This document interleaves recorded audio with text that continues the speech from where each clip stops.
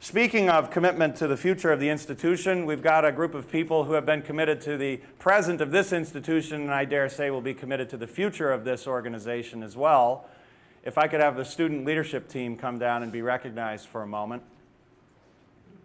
Lorena Altun, Akash Desai, Lila Goldberg, Ryan Shane, Neka Uzo, Yorm Akuaku, and Alex Bergson. You've already heard from Jeff Ellis yesterday. He couldn't be here today, again, his new job called. But I wanted to thank each of you for the time you've spent over the last 9 months. You have a few other things going on here at Kellogg. I hope it's been an exciting, interesting, not too daunting experience, and I hope you'll be back with us for many years to come. Let's give them a round of applause.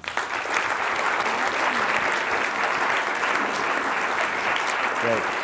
And in keeping with the tradition, the students who are with us last year, the students who've been with us 2 years in the leadership team, I offer them 3 minutes to say whatever they like.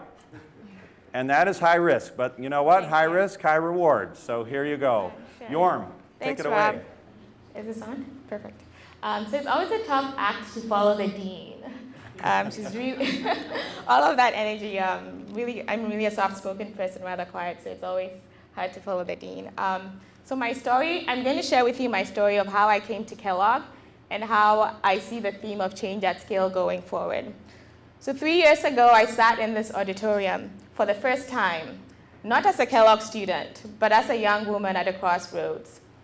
At that point in my life, I had kind of racked up all the requisite accomplishments for someone that was coming from my part of the world, from Ghana, Africa. You know, I was an honor student, I was on the dean's list, I had all these service awards in college, and then at the time, I was working for what was considered to be a top firm in my industry.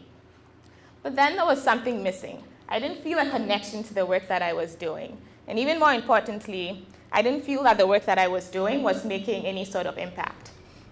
And so with these series of questions and then kind of a series of serendipitous events, I was led to the 2011 Africa Business Conference that was held here at Kellogg.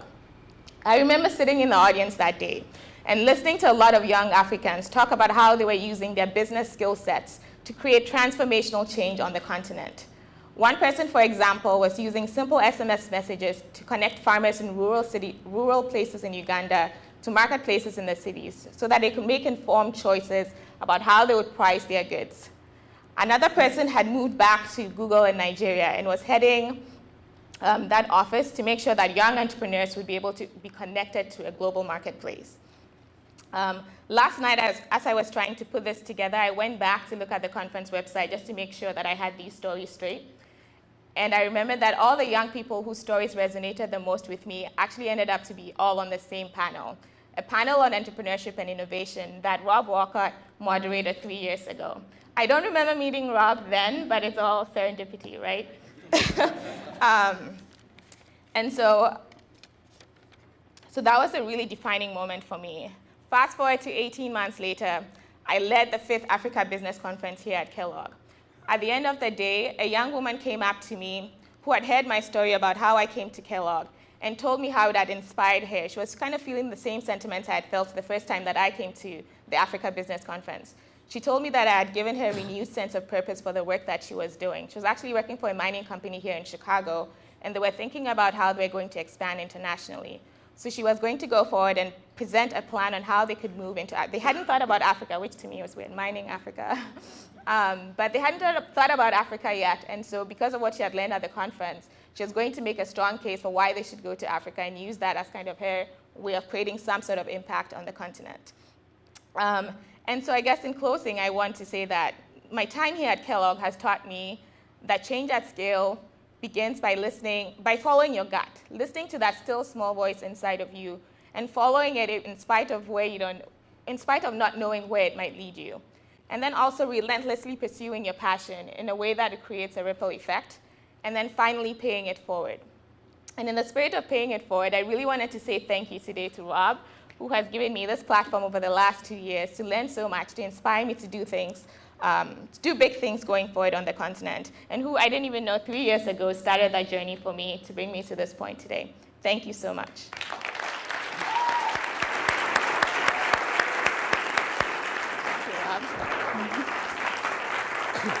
I have a feeling you'll be hearing more from Yorm in the future. Alex Bergson. Alex, take it away. Good morning. So Yorm said it's tough to follow the dean. I would like to say it's tough to follow Yorm as well. When I was thinking about what to say here, I really started to ruminate on this week's theme, change at scale. And I started to draw a connection between how Kellogg and the kin have really shaped what that means to me over my 2 years here. So first I thought back to when I was applying to Kellogg, and I really thought about how that was really about change for me. And there were a lot of factors there. It was change of location, coming to Evanston, change of network, meeting new people and from around the world in various industries, change of education, getting my master's, and change of perspective, and the list can go on and on. But after that, after coming to Kellogg, applying and getting in, I started to think about how kin really opened up my consideration set for what change meant.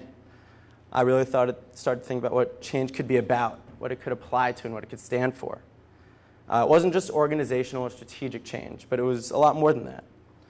A great example was working last year with the Kin Prize and this year with the Kin Challenge, and just seeing what the range of issues were out there. For example, from bringing efficiency in life, improving standards to something as ancient as construction, like Project Frog is doing, and to granting basic rights of education to people who likely have not been given that opportunity that I once took for granted, like jail education systems did last year, our prize winner.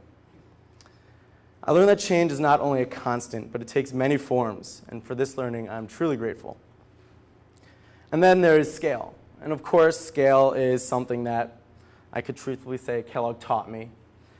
From my strategy cases to my operations exams, scale is a buzzword that ruminates through Jacobs like the flutes we heard last night at Etudes.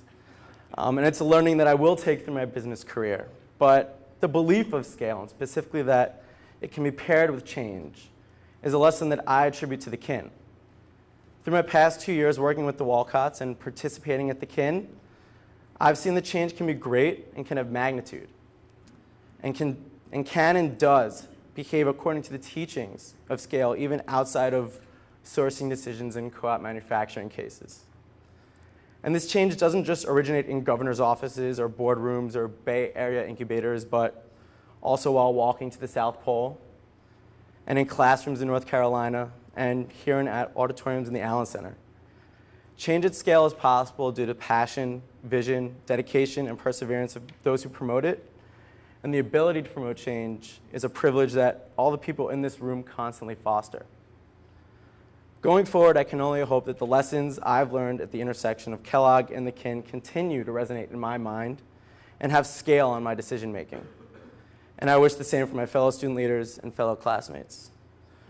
So with that, thank you, Professor Wolcott. Thank you, Stephanie, and thank you all the Kenyans for this opportunity over the past 2 years. I truly appreciate it. Thanks, Alex. Thank you. Well done.